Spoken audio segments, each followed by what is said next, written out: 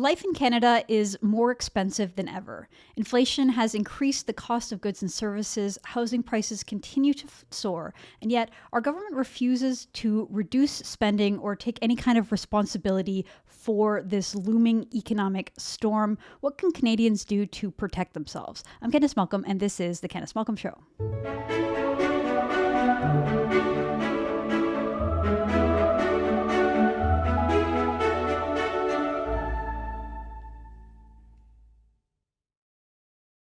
Hi, everyone. Thank you so much for tuning into the podcast. So you know that I was critical of the Conservative Party of Canada debate last week. I thought it was a terrible format, really boring. They didn't really get into the issues that I personally care about. But there was one interesting and explosive moment in the debate when the candidates began slamming and piling on frontrunner Pierre Poilievre for his position against the Bank of Canada and for supporting cryptocurrency.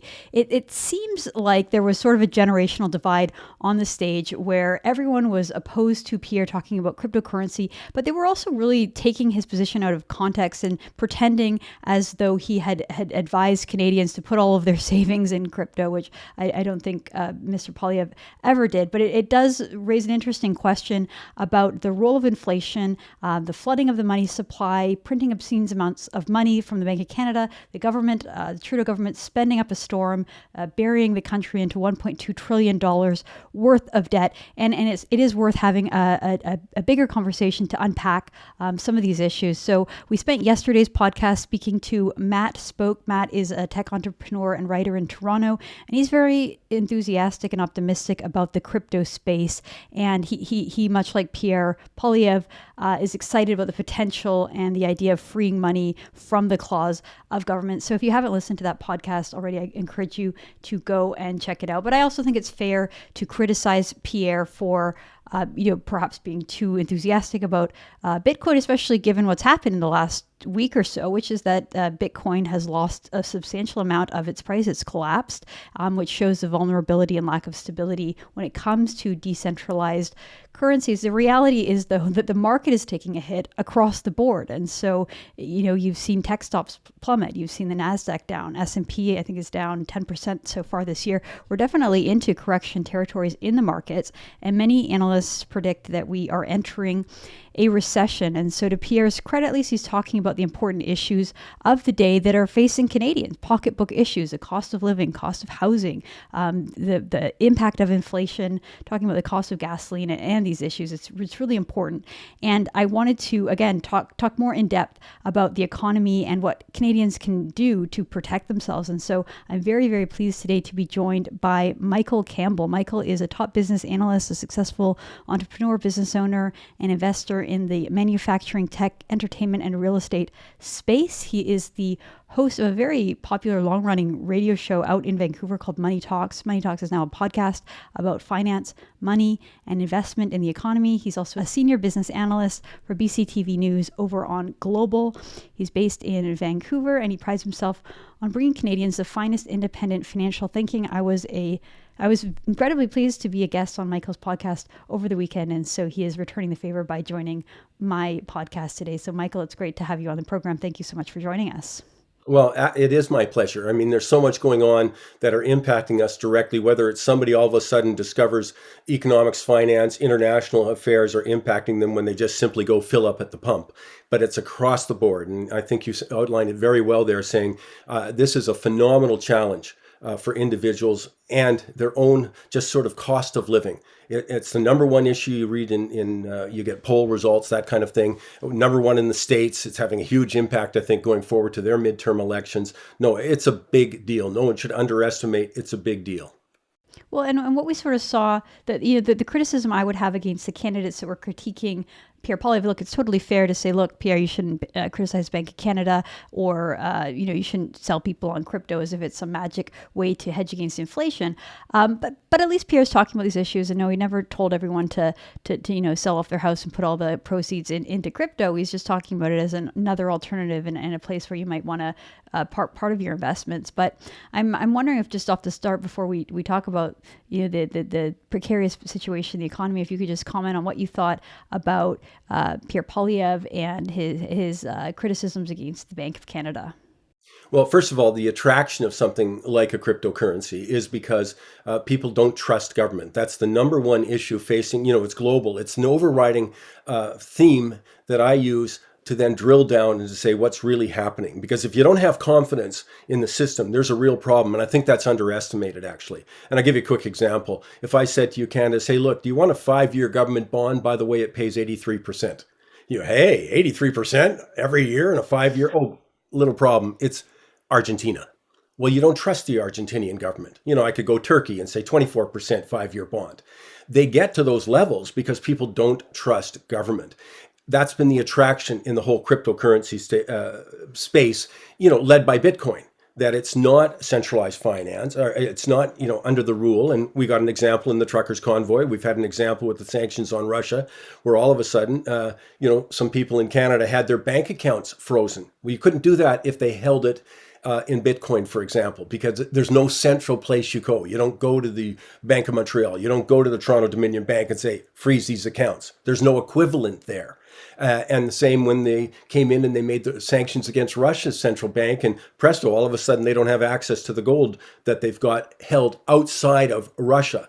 This is the politicization, the weaponization of bank accounts has serious long-term implications, because someone's sitting there going, wait a second, I'm not sure if I run afoul of the government. It doesn't matter if you're sympathetic or not sympathetic. The message was, if you run afoul of government internationally or domestically, you may have a problem. That money may actually not be yours, but you can't do that with decentralized. So that's where the attraction came. And then the second side's kind of interesting, because for a lot of people, it's not either or. It's not cryptocurrencies or housing. No, some of them are the product of the same thing, which is we're worried about the devaluation of the purchasing power of our currency. So we're looking for other things. So, when they flush the system with money, all of a sudden you've got people going, I'll buy stocks, I'll buy baseball collectibles. We just had a record art piece, that famous Andy Warhol Marilyn Monroe piece. And it went for 192.5 million US, sold in 4 minutes. Well, that's someone who's got another store of wealth. They're saying, I don't want the paper. I got to do something other than this paper called dollars. And so I'm choosing other things. So that's another huge dynamic in the investment markets over the last couple of years. It's definitely interesting. My husband's really into this space as well, and he got interested in NFTs and Ethereum and just, again, the same concept, trying to find new and unique ways to invest money, because you look at the economic situation out there, and it is looking pretty bleak. I did want to just ask you one question about the Bank of Canada, because I know that there's been a lot of sort of ink spilt in the pages of our establishment legacy newspapers, criticizing Pierre, saying how dare he criticize the Bank of Canada for their role. They're independent from the Trudeau government, and they shouldn't be brought into the fray of politics. So I'm wondering if you could help us understand whether the Bank of Canada bears some blame for the inflation that is happening, the rising cost of living, and if you could give us your thoughts on whether you think Pierre's criticisms are valid, or whether you agree that you think they're offside. And there's a lot there in what you're asking, and I'm smiling because, careful asking me a question, I might answer it, and it might take a week and a half. But let's go back, and this is like frightening words coming out of my mouth. Let's go back to September 16th, 2019. The overnight credit marks. But this is key to understand. At the time, I called it the event of the year that wasn't getting reported. So what happened is, remember, if you're going to borrow money, you've got to have somebody lend it to you. And, the government can't control who lends it to you. They can't say, Candice, you must lend Air Canada X amount of dollars at this rate. So it's a free market. There's an overnight market very quickly, short-term lending. One corporation knows that they're going to have a cash crunch. Maybe it's a payroll coming. So they borrow maybe for 1 day or 2 days or a week or something. Well, what happened is nobody wanted to lend. September 16th, that night, nobody wanted to lend. They have other concerns. I think at the time they were worried about what was inside of Deutsche Bank, in Europe, but they didn't want to lend. So you're the borrower. You got to have money. So you go, well, what if I pay you 4%? Nope. What if I pay the equivalent of 6% annually? And you say, nope. How about 8%? I'm not lending it to you. Then you said 10%, done. That's what the overnight interest rate did. It went from 2% to borrow to 10% to borrow in a matter of hours. because nobody wants to lend. So what happened? The Federal Reserve said, well, we can't have this. Obviously, you've broken the system, the credit system.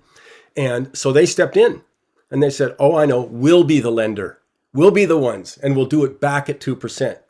Well, let's keep going. So that was September 2019. Then you get into, the lockdowns, the problems in March of 2020. The pandemic was growing there. Same problem. The level of uncertainty was such that people didn't want to lend money. I mean, would you want to lend money to a cruise ship line when there's a lockdown, or an airline when there's a lockdown, or even to government? What's going to happen to government?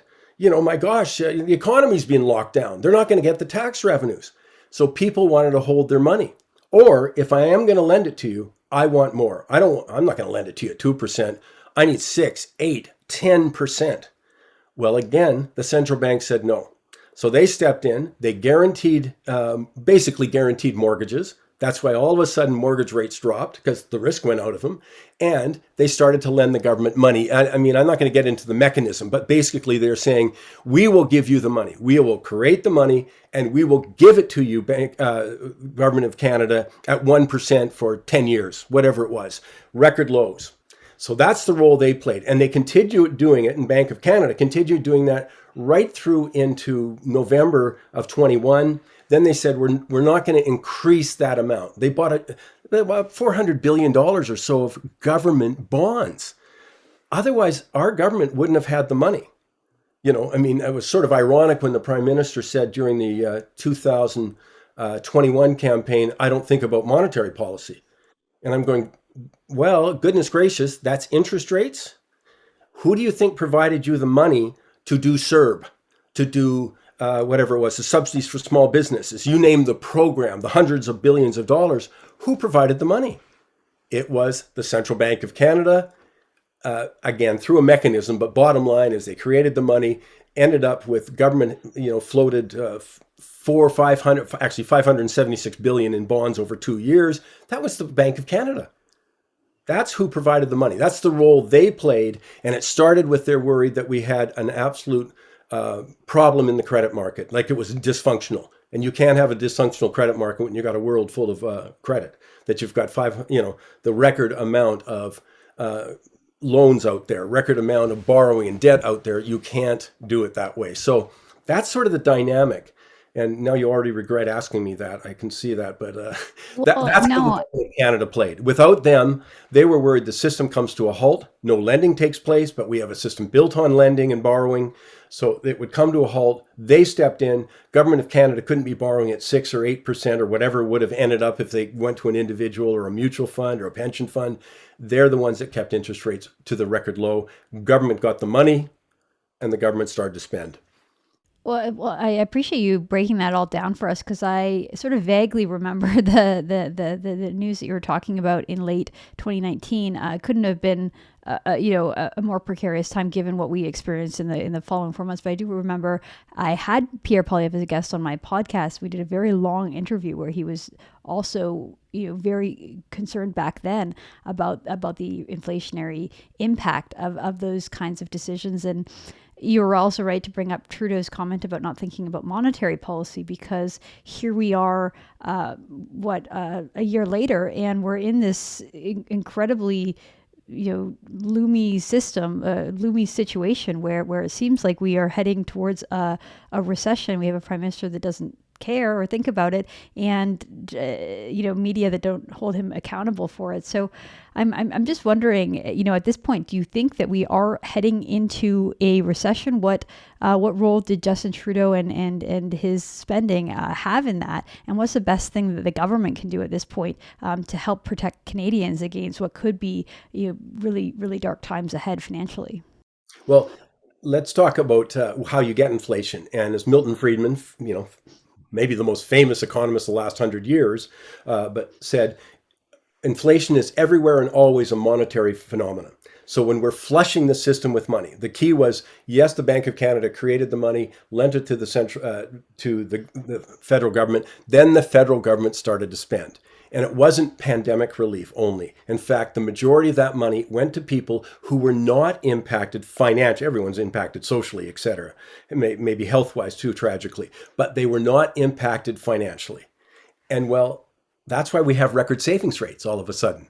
I mean, we had these stories of, not stories, the facts of 40,000 grade 9 students got CERB payments. Like, are you kidding me? 40,000. Yeah, they are not the breadwinner. And if you recall, back in May of 2020, we had the Canada Revenue Agency come and said, we're suspecting a lot of fraud here. And the government said, no, don't worry about that. That's not our goal. They were pushing money into the system.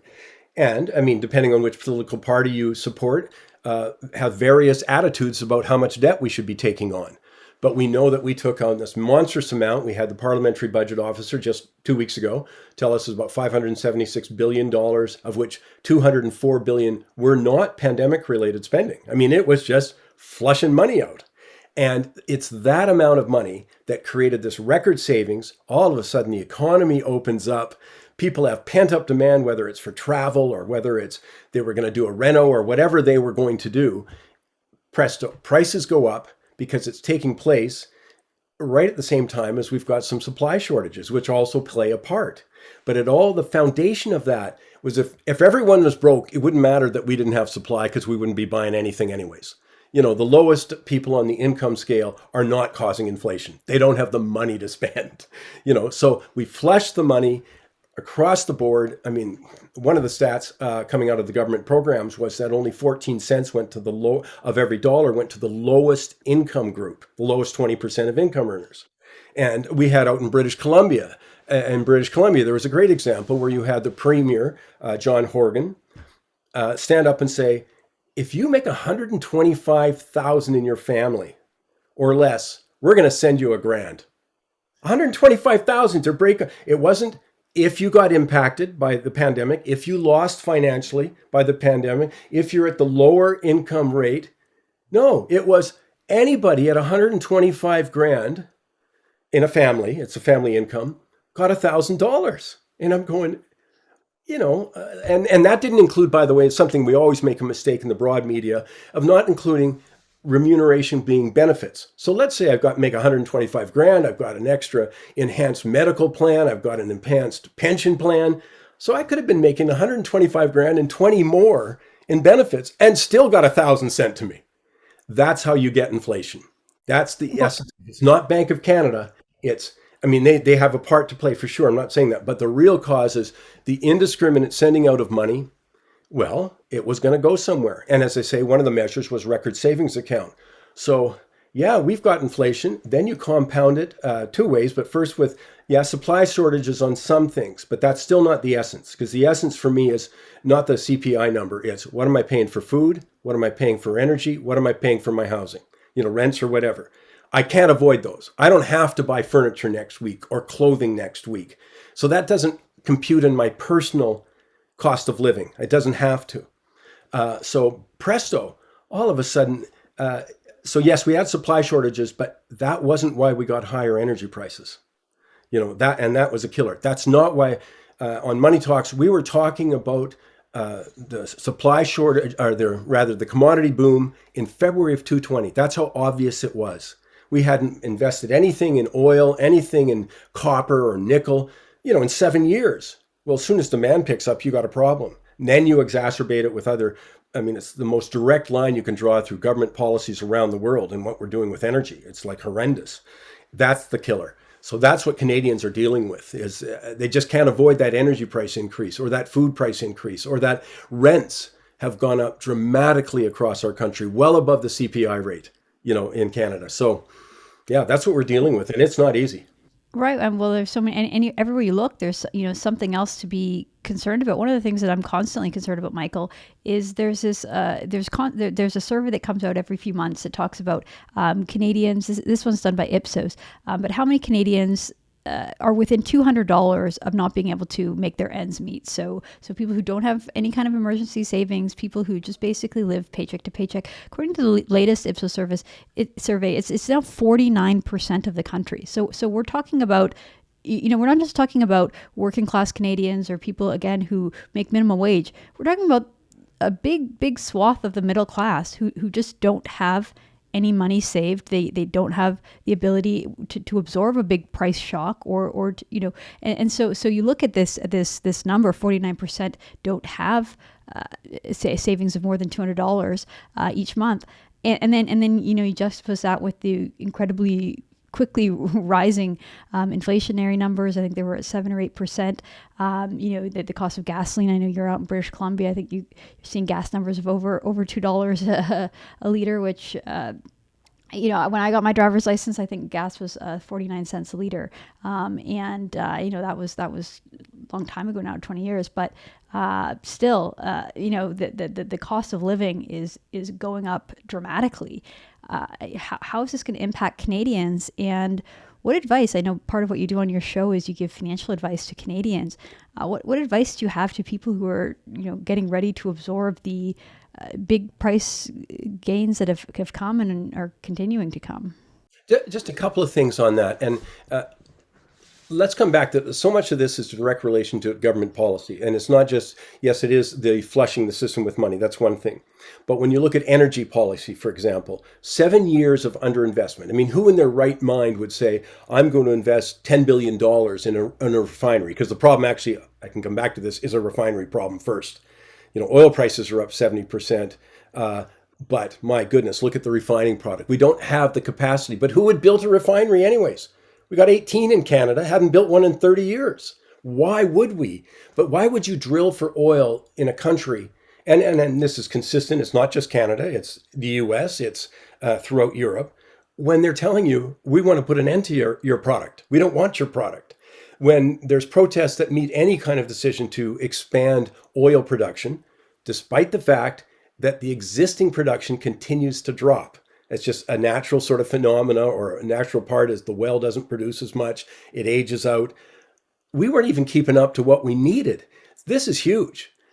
Did we not think that emerging markets wouldn't all of a sudden decide they need energy to raise the lifestyle, the life, standard of living for their people?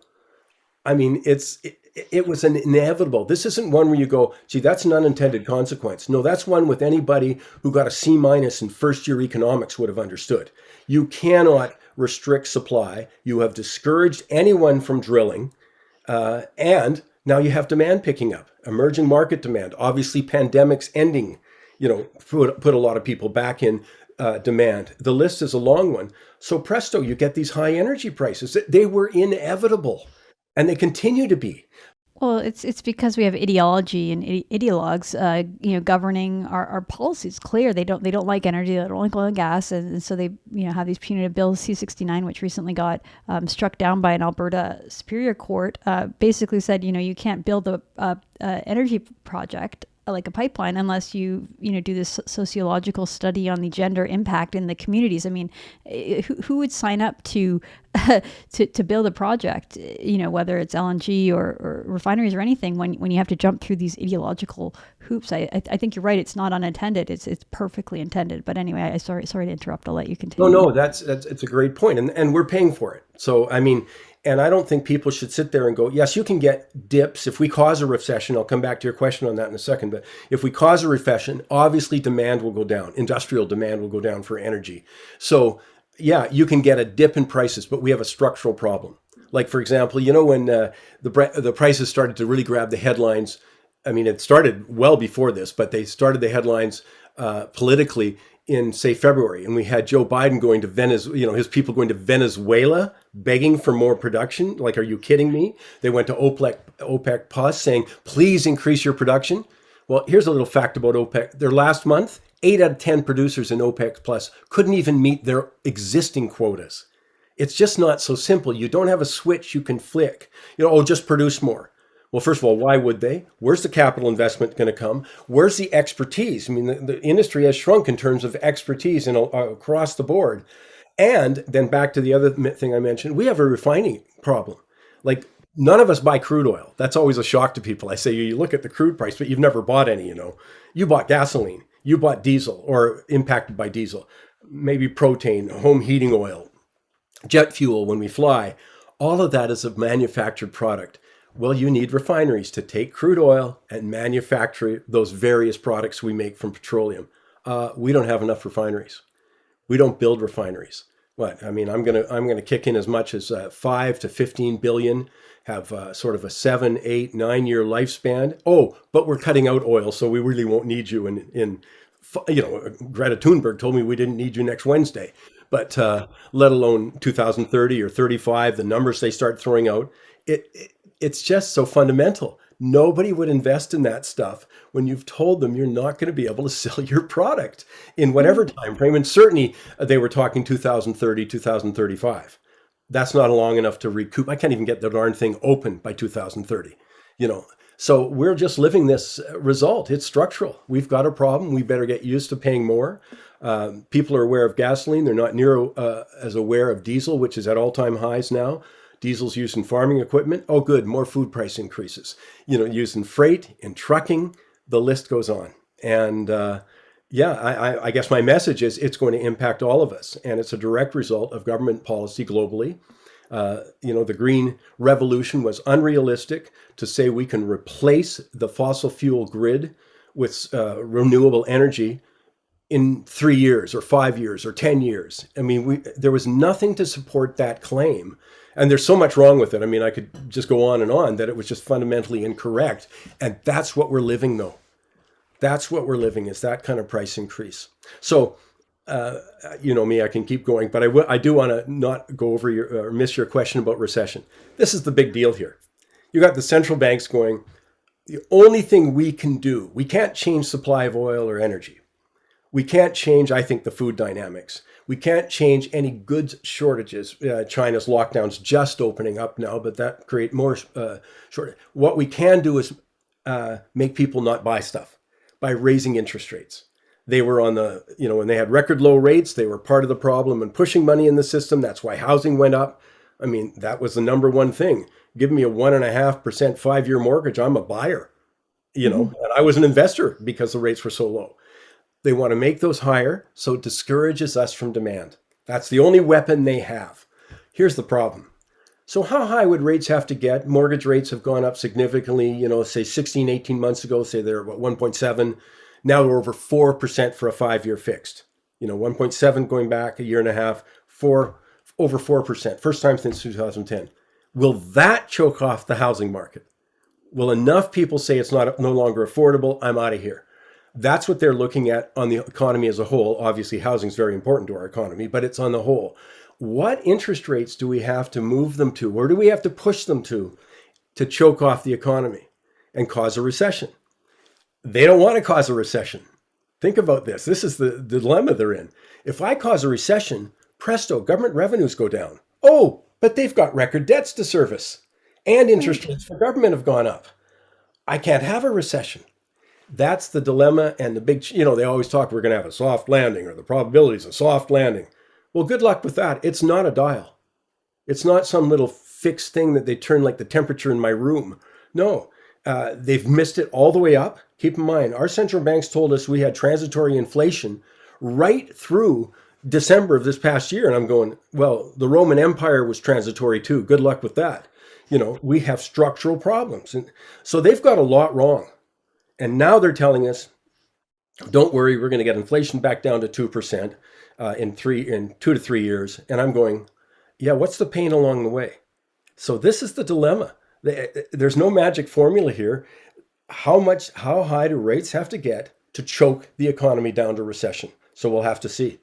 Well, it's so interesting, Michael, because you kind of pick up on two different areas where we have these sort of expert class of technocrats who act like they can simply change behavior, like you said, by turning a dial. Like, oh, we can solve global warming or climate change. We can change the Earth's temperature on a dial. All we have to do is completely redesign the energy system, from scratch. And lo and behold, that just doesn't work, and we're all paying for that now. And I get the same sense when I'm reading, my financial updates and financial news. It's like, oh, it's just a delicate balance between, interest rates and inflation and the unemployment rate. And again, acting like there's these central planners that have all of the information and all of the knowledge needed to, manage a very, very complex economy.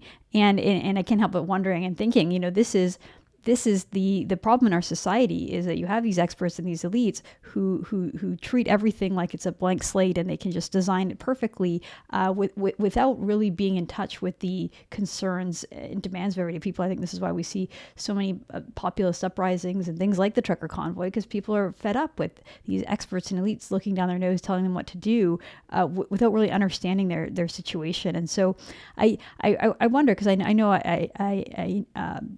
we've been talking about this a little bit, but you give financial advice to families. That statistic I mentioned earlier, about 49% of Canadians are within $200 of being unable to pay their monthly bills. Like, what can everyday Canadians do at this point? What's your advice to like a young family that's looking to buy a house, or a young family looking to save up, or just manage to get through whatever it is that we're about to get through? What advice would you give to them? It's difficult because, first of all, it's if somebody is a low income, that's who gets impacted. We knew that, excuse me, going in. And as we were alluding to earlier, that level of what's considered, full impact of the inflation in a difficult way, changing your lifestyle, has moved way up the income scale. Now we're about half of Canadians are impacted in a way that is changing their lives. It's really tough for them because the structural problems that we've got are real. Keep in mind, even a year from now, if oil's at, let's make an easy number for us, $100 today. And that's way up, obviously, from sort of the $60 range, just going back 4 or 5 months, and way more than a year ago. But a year from now, let's say oil's at $115. Well, the inflation will be reported as $5 increase on the 110. That's it's compared to the previous year. So when we get all these lofty prices, inflation rate will probably go down. We're not going to keep going up at 40% a year on something, so they're really stuck in this. The one thing they're also measuring, and I want people to understand this, what you're measuring is those paper things called dollars don't buy you as much. That's what we're really measuring. Inevitable consequence. When you produce a lot of something, usually the price goes down. So we produced, hundreds of billions of dollars. No wonder the value of them, the purchasing power went down. And that's what's happened. So their money doesn't buy as much. And, we were chatting before where I'm just saying it's really interesting revelation for people that we say, hey, the Canadian dollar is 78 cents against the US dollar. I'm going, who cares? I don't eat US dollars. I don't live in a US dollar. That's not the relevant measure of your currency. It's what it can buy. And we know it's going to buy a heck of a lot less food coming up in the next year. It's, if you're wanting to buy lumber for a deck, you're building, whatever it is, it doesn't buy as much stuff. And so if you're just at that 200, like you're breaking even, and that's a significant number. When someone says I'm within, inflation rates at 6%, keep in mind what that actually means to people. It means if you're the average Canadian, you probably have to spend about $4,000 more for the same stuff you bought a year ago, if that keeps going at that, say, 6% rate. And then, wait a second, that's after-tax dollars. So I got to make like $5,500, pay $1,500 in income tax. Oh, now I've got that $4,000 left over. That's the challenge. And there's no easy way, there's no way out. Actually, people's lifestyles are going to change. When you have extra money, so you're an investor, my advice has been since February 2020, buy commodities, buy stuff. Why? Because, and you can see it's been a great call, by the way. It's just, that's the way it is, because it's the stuff that's getting, compared to our dollars, getting worth more and more and more. And I still believe that. I'm still a big fan of oil as an investment, Canadian oil, because we still undervalue it. But it's not just that. If we're going to do the EV revolution, and I believe we are politically, well, you need a lot more copper. I mean, we're not in the ballpark of, and I saw the Globe and Mail just put in an article a day or two ago, and I was laughing. I said, I've been talking about this for 2 years. Where's your lithium? Where's your cobalt? Where's your copper? Where's your nickel? That's how you get electric vehicles. You need lithium for batteries, or wind turbines. We're not even in the ballpark of discussing how do you increase the production? How do we obtain those minerals and metals? And so I still like the switch into those material things to protect my purchasing power of the dollar. And I'll give you one last example, just to, I don't want to confuse people. Let's say you were lucky to have $10,000 and you had it 2 years ago. Would you rather have 10,000 worth of oil starting 2 years ago or 10,000 worth of dollars start 2 years ago? Be way better ahead with oil. And it's Well, tough. yeah, absolutely. And I mean, to your point, you're making a salary, and you don't get a raise necessarily every year, and all of a sudden your salary last year is worth, to your point, $15,000 less or $12,000 less because of the cost of living increases and taxes. And there is a great irony, Michael, in the fact that we have a political class and an environmentalist class that sits and rails against energy and oil, Canadian oil, and yet when the oil price goes up, Justin Trudeau benefits because he gets more revenue, and we have Alberta balancing its budgets because of that. So the rising commodity prices does help the government, helps investors as well. And just a final point, the environmentalist movement doesn't like Canadian oil sands. What do they think about all the mining of all the chemicals that you just mentioned that are necessary to support their the worshipped electric vehicles and wind turbines? Is something that they never seem to want to talk about or address, but it's an obvious contradiction and a bit of a hypocrisy from my perspective. And a fundamental contradiction. I agree with you. And I've said, why is it so difficult for people who support renewable energy, have a great concern on climate change? Fair enough. Why is it so difficult for them to acknowledge that means, by fact, that you need a lot more of these raw materials to actually produce that? I mean, I have no idea why they cannot bring themselves. And that's why we've been talking climate change 20 years, saying renewable, 20 plus. And we still don't have any plan whatsoever to actually get it done. That's like the guy who says, I'm building a mansion. I'm building a heck of a house. And you keep saying, well, where are you going to get the materials? Oh, well, I'm building a mansion. I'm building a house. There's never any response to that. And that's why the EV revolution continues to be delayed. And if that's your thing, you should be mad about that. If climate change is your thing, you should be angry that we have no plans to actually institute it. The odd electric vehicle or giving a $5,000 rebate isn't the challenge if you're going to impact climate change. It is this massive amount of raw materials. And where's the energy coming? Oh, fossil fuels. Diesel is going to power those machines to create the wood turbine or to mine. And we just haven't had a mature conversation about it, and we're starting to live the results in higher prices. That's just one example of the lack of mature conversation on that subject. I couldn't agree more. We produced a mini documentary here at True North, I guess it was 2 years ago now, called Green Hypocrisy. And one of the episodes was dedicated entirely to trying to understand the supply chain and the production of an electric vehicle, where it comes from, the mining activities, all that kind of thing. And you look at sort of a holistic carbon footprint of producing one of these things versus the lifetime of a regular vehicle, and it's not clear that one of them is better or worse from the environment. And I'm glad that you brought that up, because it's certainly an important conversation to have. One more thing here, because it's one of my things, and I appreciate people have different priorities. Mine is, I don't like starving people to death. And it's something I've been talking about. The simple relationship between the price of natural gas and two of the components that are used for fertilizer, ammonia and urea. So when natural gas prices went through the roof as a direct result of government policy, people didn't make that connection. That meant fertilizer prices went. Fertilizer prices are more than double in the last year, because the components of that trait, nitrogen-based, and there's also potash too, but huge amount of the supply of fertilizer is impacted the price of ammonia. And I get the impression they didn't even know that. Like, literally, it's so superficial that we had leaders putting in policies that guaranteed higher natural gas prices, which we are living right now. And this is well before Ukraine. We're talking in September. Some bright people were writing about the food crisis. I'm talking head of fertilizer plants saying energy prices were so high in September, October, we're cutting back production. Guess what happens? Emerging markets don't use as much fertilizer when you've just doubled the cost, if they can get a hold of some.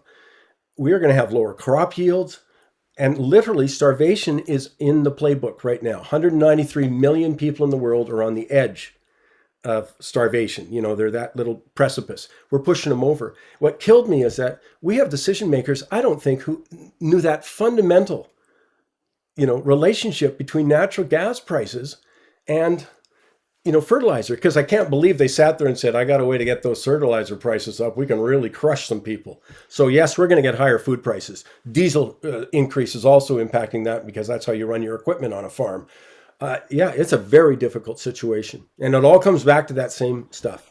Well, it's unconscionable that that's happening, and we do see the odd reports here and there about food shortages, and it's hard to wrap your head around that living in North America and this sort of land of abundance. But you're absolutely right to point that out. It's incredibly bleak, and again, our leaders need to be held much more accountable for the decisions that they make. Well, Michael Campbell, it's really a pleasure to have you on the show. I was so pleased to be invited to join your podcast. I've been listening to you on the radio for a very long time. My dad listens regularly as well, and you've been a staple in our household. So it's an honor for you to join the show, and I hope that you'll come back and we can continue to break down some of these big issues. So I really appreciate your time, Michael Campbell. He is the host of Money Talks, and thank you for joining us.